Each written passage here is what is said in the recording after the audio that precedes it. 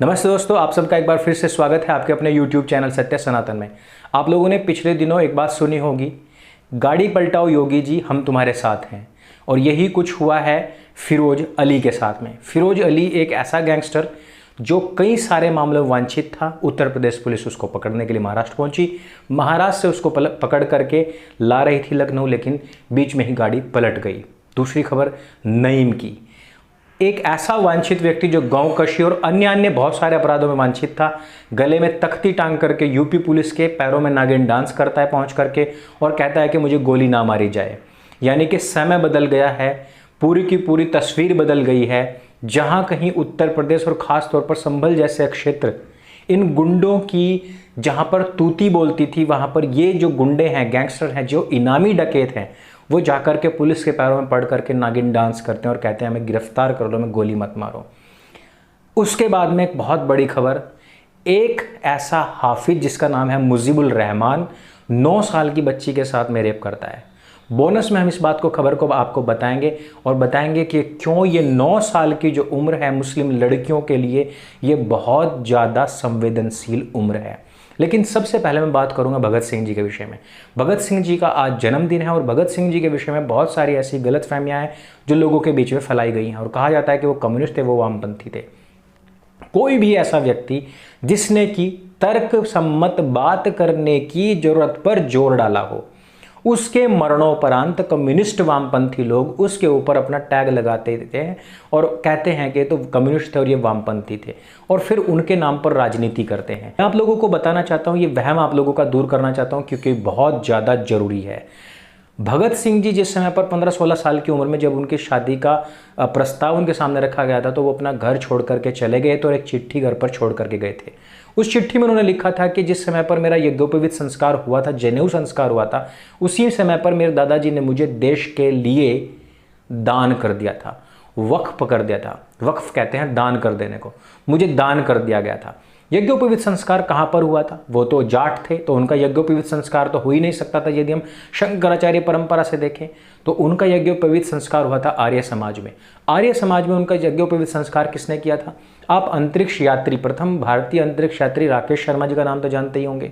राकेश शर्मा जी के जो दादाजी थे उनका नाम था पंडित लोकनाथ तर्क वाचस्पति जी, जिन्होंने की आरती लिखी है यज्ञ रूप प्रभु हमारे भाव उज्जवल कीजिए।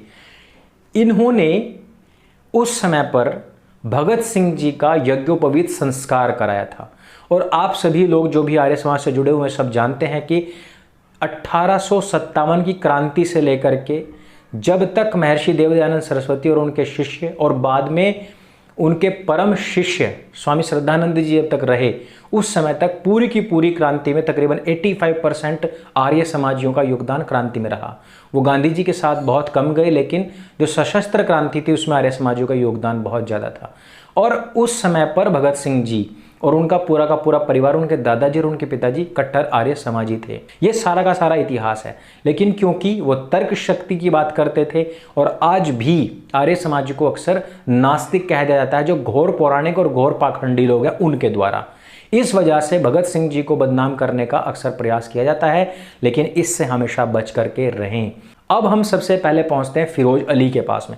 फिरोज अली कई सारे मामलों में वांछित गैंगस्टर था, जो कि उत्तर प्रदेश में बहुत सारे कांड करके नाला सोपारा महाराष्ट्र में छिपा बैठा था। लेकिन उत्तर प्रदेश की पुलिस ने उसको वहीं पर जाकर के दबोच लिया, और दबोचा ऐसा कि वो भाग नहीं पाया। और इवन उस अकेले को नहीं बल्कि उसके साधु को भी लपेट लिया।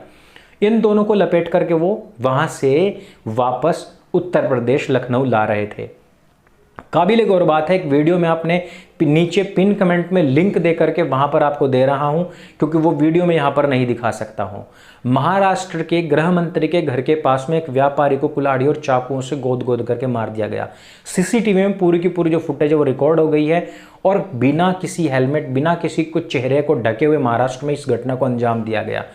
लेकिन उसी महाराष्ट्र में जहां पर राष्ट्रवादियों के घरों ऑफिसों को ढा दिया जाता है, जहां पर अनुराग कश्यप जैसे लोगों को सिक्योरिटी दे दी जाती है, जबकि पायल घोष जो कि उसके खिलाफ जा रही है एफआईआर कराने के लिए, उसकी पूरी की पूरी सोसाइटी को ही बैन कर देता है, बंद कर देता है।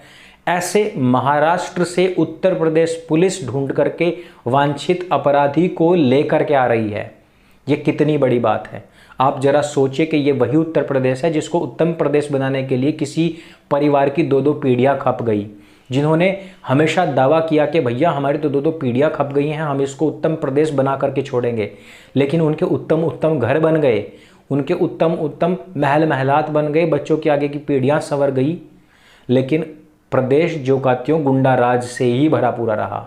जब से आदित्य जी आए हैं तब से उत्तर प्रदेश में गैंगस्टर जो हैं वो गले में तख्तियाँ टांग करके घूम रहे हैं।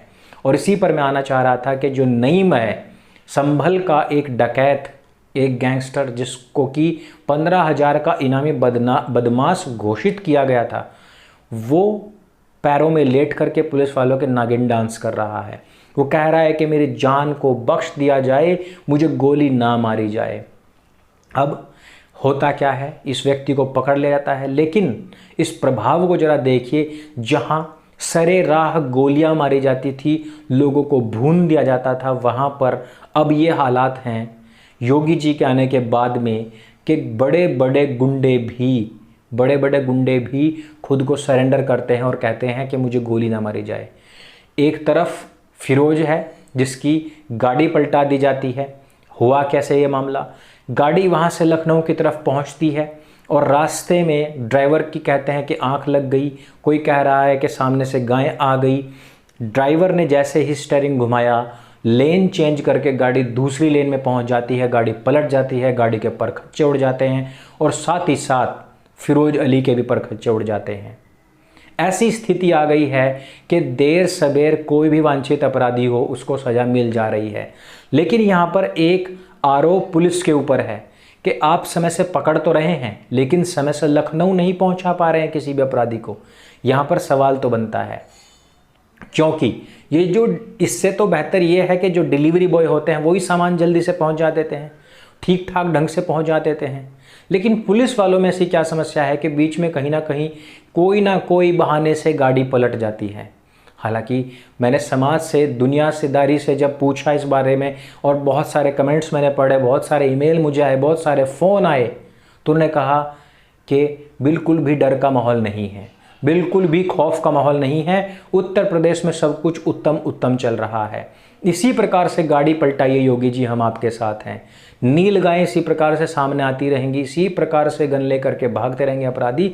आप सीधे करें, कभी TUV 300 पलटाएं, कभी इनोवा पलटाएं, परखच्चे उड़ाएं, चाहे कुछ भी हो, लेकिन वांछित अपराधी को सज़ा मिलनी चाहिए।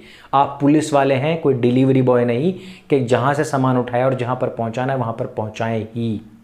वैसे ये जनता कह सकती है, मैं नहीं कह सकता हूँ, क्योंकि मैं एक जिम्मेदार नागरिक हूँ और मुझे सवाल उठाना बनता है कि आपको जिसको उठाया है उसको समय से डिलीवर करना भी चाहिए। और ये खबर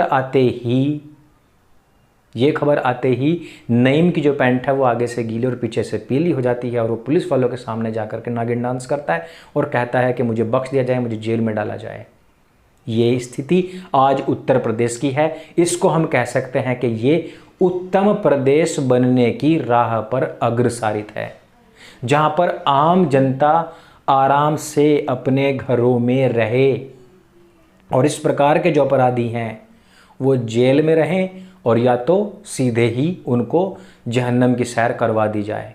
चाहे अपराधी कोई भी हो, चाहे अपराधी किसी भी मजहब, किसी भी कौम का हो, लेकिन उसके साथ में न्याय पूर्ण रूपेण होना चाहिए। कांग्रेस कहती रह गई अब होगा न्याय, लेकिन योगी जी कह रहे हैं अब हो रहा है न्याय। बोनस की खबर की तरफ चलता हूं मैं। मुजीबुर रहमान की मैं बात कर रहा था कि एक जो हाफिज है, 9 साल की बच्ची जिसको कि वो ट्यूशन देता था, उसी के घर में ही लाइट चली जाती है। बेटी को, छोटी सी बच्ची है, उसको बहला फुसला करके साइड में ले जाता है। थोड़ी देर के बाद में बच्चे की चीख की आवाज़ आती है। माँ बाप उसके पास में पहुँचते हैं, देखते हैं बच्ची उस समय पर लहूलुहान है और मौलाना वहाँ से भागने की कोशिश कर रहा है। मौलाना 75 साल का है। ये इतिहास आज का नहीं, 1400 साल से चल रहा है। और इसी प्रकार से जैसे ही 9 साल की बच्ची होती है, ये संवेदनशील आयु है, उस समय पर बच्ची को संभाल करके रखना अत्यंत आवश्यक है प्रत्येक मोमिना के लिए। मोमिन इस बात को नहीं जानता है, मोमिन के लिए सब भोग्य वस्तु है, लेकिन मोमिना जो है वो कम से कम अपनी बच्चों को संभाल करके रखे। और इस तरीके के जितने जाहिल डकैत हैं, जो भी हाफिज हो, मुफ्ती हो, चाहे कोई भी हो, इस तरीके के जितने भी ये डकैत हैं, ये नरभक्षी हैं, ये जो महिलाओं, स्त्रियों की अस्मिता है उसके जो भक्षक हैं, इन लोगों से अपनी बच्चियों बहन बेटियों को बचा करके रखें, क्योंकि इनके ऊपर आज भी 1450 साल पुराना भूत ही सवार है। क्योंकि इनको अपने नाम के आगे मोहम्मद ही लगाना है और मोहम्मद की सुन्नत को कंप्लीट करना इनका परम कर्तव्य बन जाता है।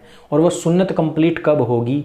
जब ये आपकी बहन बेटी छोटी छोटी बच्चियों को जब तक कि वो उन छोटी छोटी बच्चियों को अबू बकर की छोटे वाली बेटी ना बना दें। आप समझते हैं इन बातों को।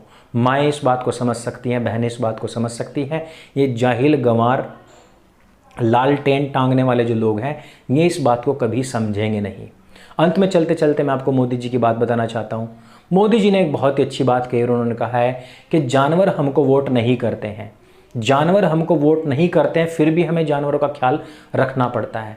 आपको मैं एक बात बताऊं, सहारनपुर मुजफ्फरनगर जो एरिया है ये पूरा का पूरा गन्ना बेल्ट है। और यहाँ पर आप किसी मुसलमान से पूछिए, जब गन्नों के अंदर है ना जो जंगली सुअर था वो घुस जाता है, उनसे कभी पूछे करे ये गन्ना किसने ख़राब किया, तो कभी ये नहीं कहेगा कि सुअर ने ख़राब किया है, वो कहेगा कि ये जानवर ने ख़राब किया है। वो सुअर को जानवर ही कहते हैं।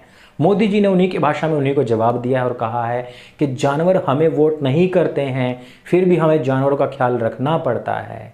वाह मोदी जी वाह, क्या कटाक्ष किया है आपने। बातों बातों में ही वो आनंद दे दिया है जिसकी हमें आपसे उस समय से उम्मीद है जब आपने कहा था कि दिल्ली में आग लगाने वाले अपने कपड़ों से पहचाने जाते हैं। तो इस वीडियो में सिर्फ इतना ही। बहुत सारी जानकारियां हमने इस वीडियो में दी हैं, इसलिए इस महत्वपूर्ण वीडियो को जन जन तक पहुंचाइए। सत्य सनातन आपका अपना प्लेटफॉर्म है, इसको आगे बढ़ाने में प्रयास कीजिए। जो लोग हमें सपोर्ट करना चाहते हो, पिन कमेंट में लिंक पर जा करके वहाँ से हमें सपोर्ट भी कर सकते हैं। मेरे संग बोले सत्य सनातन वैदिक धर्म की जय। जय हिंद, वंदे मातरम।